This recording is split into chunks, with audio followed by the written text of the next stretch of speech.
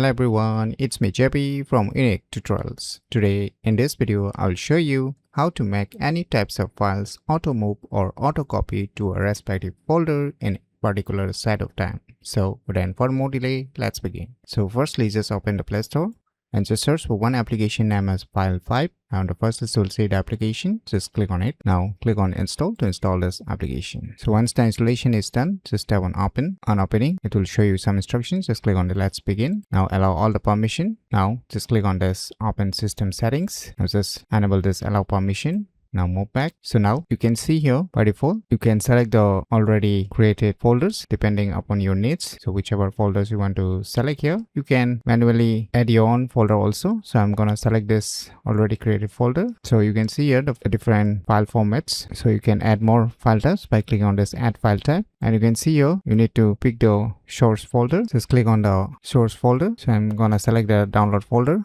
and click on this use this folder. And now below you can see here destination folder, so where you want to send. So I'll just click on this pick folder and now select the respective folder where you want to send here. I'll just select this download folder and let me create here a new folder. So let me click on this use this folder. So I've created this destination folder. Now below you can see the operations, whether you want to auto move or auto copy. And if the file already exists, you can either skip or you can overwrite or you can rename those file also. And below you can select the schedule, which is optional, but here I'm gonna use this schedule option. So you can select every one and days or time, whatever time you want. So I'm gonna select every hours. So let me set the time here right now and click on save. Click on save again. So I've scheduled the time, and you can add more filters here, whichever filters like MB, MB size, whatever. So once you're done, just click on save. So we have created here. So now let me try to send one image file to the respective folder and let's check whether it's auto move or not.